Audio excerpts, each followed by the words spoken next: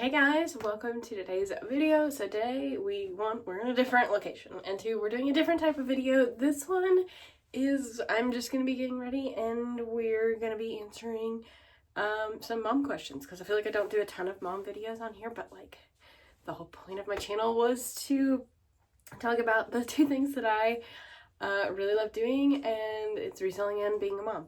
So I'm also going to be telling you some about my all-natural skincare makeup line because those are the products that I'm going to be using while we get ready and we answer some mom questions. So without further ado, let's get into it. So I do want to say, I have tested written on this, sorry, that I did use my original Agape cream as like my primer base. Okay, so I'm going to start off with foundation. I do have the website linked down below, or the Facebook page linked down below, which you can go to the website from the Facebook page. But I do want to say the Facebook page is the best place because sometimes the website gets like bogged down with weird things. But I'm going to use my light foundation here as my foundation and my concealer. I'm also going to pull my hair back and we're going to get started with the first question. The first question was, how old were you when you had your first child? When I found out I was pregnant with our son, Owen, I was 22. And then when I had him, I had literally 2 weeks before just turned 23. So I was 22, 23, however you want to think about that, being younger or older. When I had my second child, we found out when I was 24, and I had her a month before I turned 25. So I had her at 24. So 23 and 24. Oh, the joys of having 2 under 2. Let me count the ways. What was the hardest thing about being pregnant for 9 months? Let me also count the ways.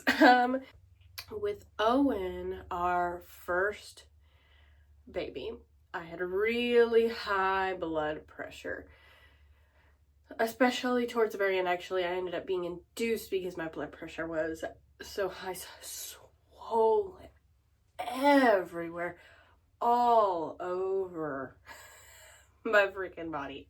But really my like legs and ankles, though in the end I always ask people, I was like, was I like really swollen? Like, could you like tell that something wasn't doing the right thing? And everybody's like, no girl, no. And then I look back at pictures and I'm like, somebody lied. Somebody was lying here. And now if I ask them, they're like, yeah, you were pretty swollen. Okay, thanks. Thanks for that. Thanks for trying to make me feel better in the moment, I guess. Even though I knew that something wasn't right.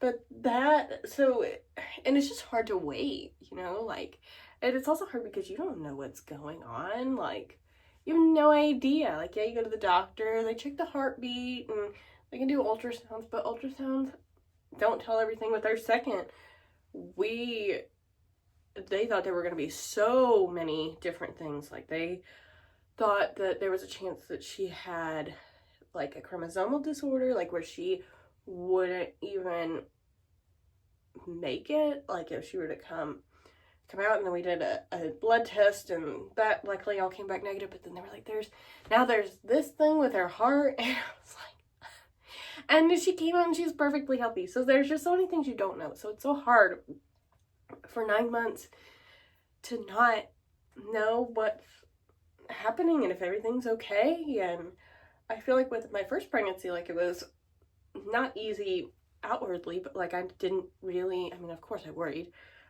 but like we didn't have those type of ultrasound issues or anything like that. And I think it was really just the position that she was in that was causing like that struggle, I guess. Sorry, gotta get something to wipe off the rest of this off my hand. But I think that's honestly like the hardest thing, is not knowing for 9 months and having to wait, besides like sickness. Like, I was so sick with our daughter. Like, it was literally awful. I was sick with Owen, but not nearly as bad. Can you think of any good things you enjoyed during those 9 months? I can. One, I ate with no regret. No remorse for what I was doing. Though I guess afterwards that might kind of, come back to haunt me, but that's okay. Another good thing, I got rubs like all the time, and I feel like people generally are like pretty nice to you when you're pregnant. But also like I loved feeling the move like in me. Like that is the craziest thing, and like knowing that my body is doing this, like that is so insane to me. And that like I always carried them around with me, like that they were always with me because they were literally a part of me. I'm using our translucent setting powder. I'm just going to set my whole face real fast.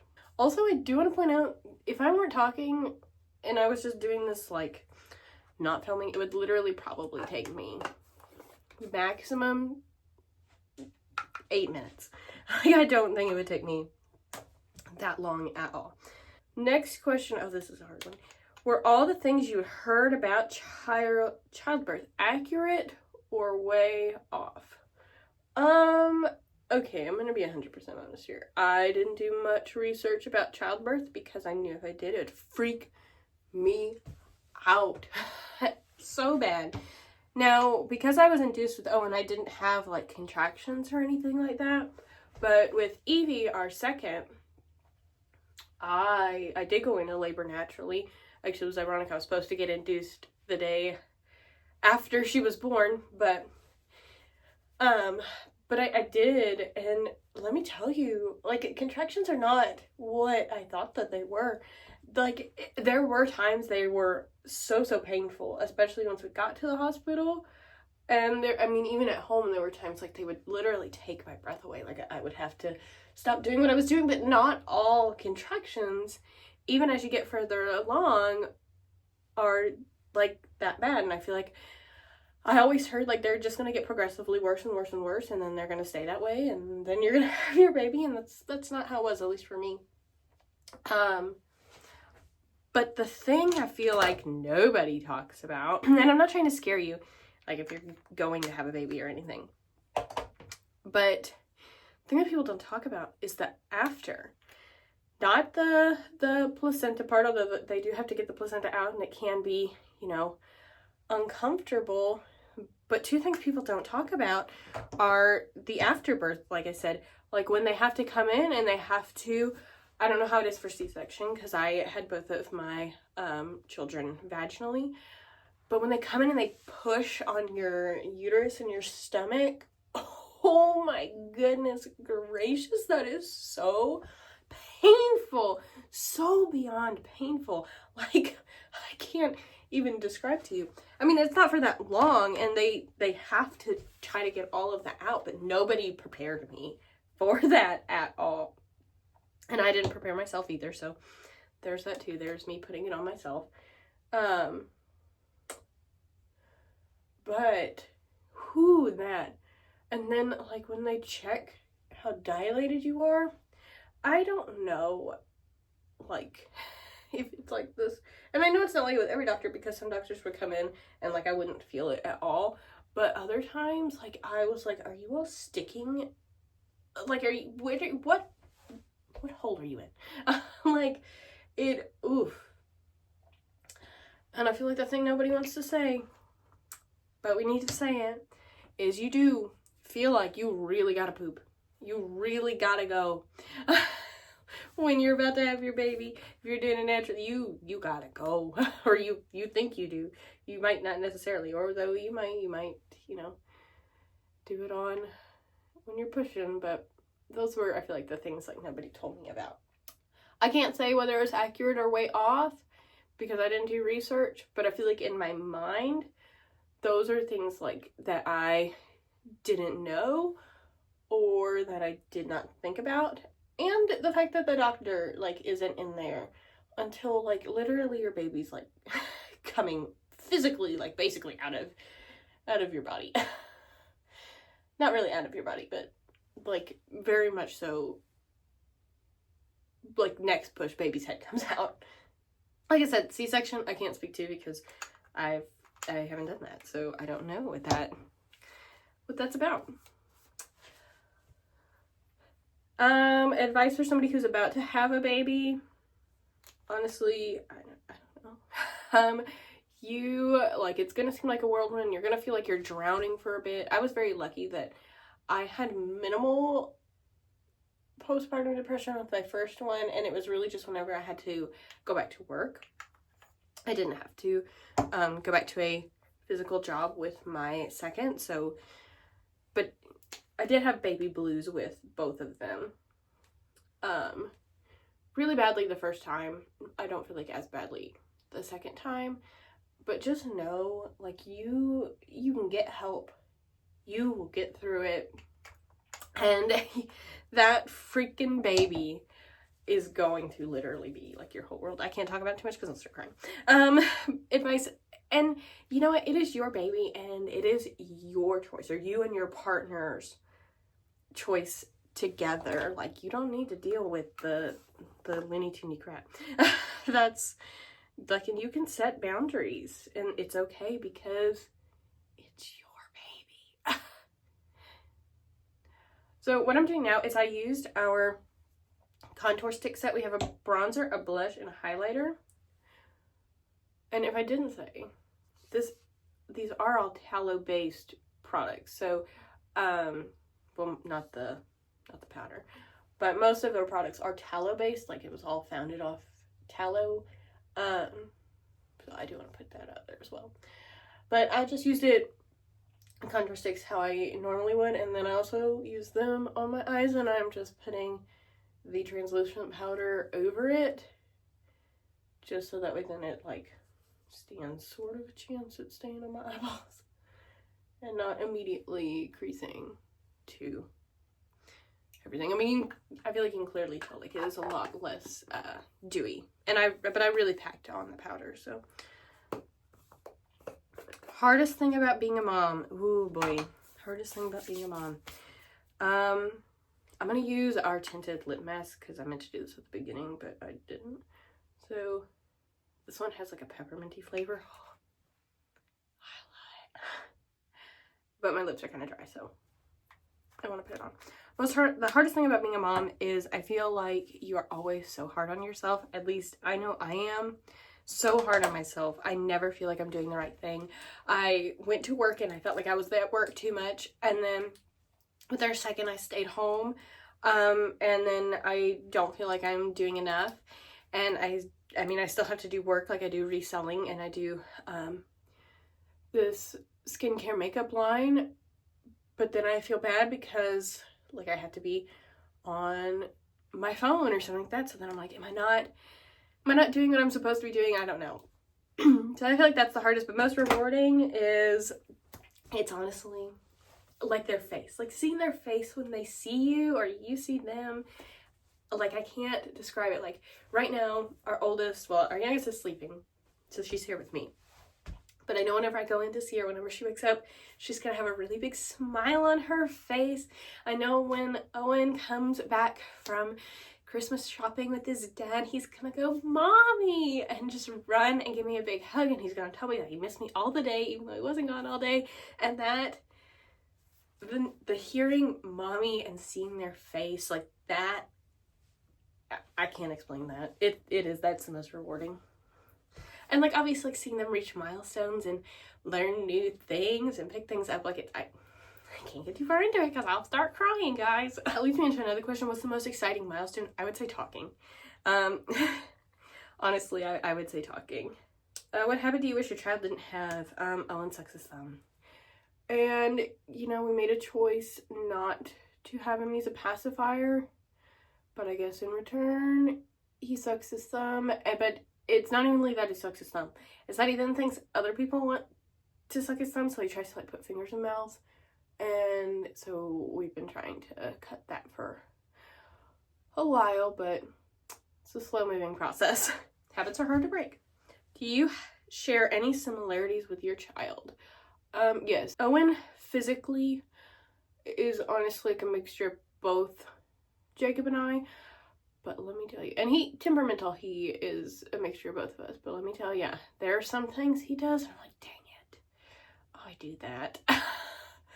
Oh, so it really humbles you seeing your child do the things that you know that you do. It's pretty humbling. Example, when I get irritated, or like, it just really, whenever I get irritated, I go, and Owen does that now whenever he gets irritated. When he's upset, he saunters off and just like does this whole thing, and now I don't do it to like that extent all the time. I know that he gets that from me. Ooh, here's a good one. Did you imagine you'd be a mom at the age that you became a mom? I'm gonna say no. And I'll explain why. I'm using at the time I'm filming this, we haven't named it yet. Also, you'll notice a lot of my things don't have like labels on them because I get sometimes the originals without labels. The last time we've called it is Lippy Balmy Sticky. Lippy Sticky Balmy, something like that. It's like a tinted lip balm lipstick hybrid. I gotta figure out a name. I'm working on it, I promise. But I'm gonna say no, because there was a time in my life that I was like, I'm not having any children at all. I'm not doing it. And then like, I didn't know that when I was 18, I was going to end up in the relationship that I am now with my husband. So, which has now been seven years. We just had our 7-year anniversary. And I also didn't expect that after getting married that we would have a baby so quickly. I was also under the impression that it was going to take a lot of time, and that we might struggle because I was on birth control for so long, and neither one of those things happened. It was even faster, I feel like, with our second, which I know is not the case for everybody, and I so heartily pray for you if you are going through that, if you're struggling or anything like that. I feel so deeply for that, because that is honestly like my largest fear is that. So I'm sorry if you are, but I didn't think that I would be a mom that quickly, at that age particularly. Like, I knew I didn't want to have my first kid in my 30s as my goal. I knew I wanted it in my 20s, but I didn't know it would be so soon. Describe your child in a single sentence. Sorry, I'm just gonna answer a couple more because I think that this is fun. Describe your child in a single sentence. Oh, and I can describe in a single word, and it's crazy. Sweet, but crazy. So I guess 3 words. Evie, she's only 5 months. She turned 5 months today, actually, and that I'm filming this. She's smiley. So crazy and smiley is what I have right now. Evie is also a big mama's girl. Big. Last one I'll answer is, have you changed as a person since becoming a mom? And I would like to say that I have, for the better. I'm still like a pretty afraid person. I get anxious in situations, but I feel like since having kids, I do have anxiety, like mom anxiety, mom guilt, things like that, mom worries. But you look at life, I feel like, through a whole different lens when you have a child. Like, you see it through their eyes. So I feel like I've become a better person, a more understanding person, a more patient person, since becoming a mom. So I will say for the better since having my babies. I just feel like it's made me more empathetic, more caring, and I don't know, I think I've changed for the better. But I do believe that being a mom has changed me. But yeah, you all, I hope that you did enjoy this kind of getting ready, chatting about mom stuff, answering some questions. I'd love to do like a full just dedicated mom tag video, even though that's like half of what I did today. But yeah, I will have, like I said, the Facebook page linked down below that you can go, you can check it out, you can see reviews, you can see all the products that we have, you can message us if you have questions. But I'd love if you check it out. I'd love if you subscribe down below and give this video a thumbs up, and I will see you on my next one. Bye guys.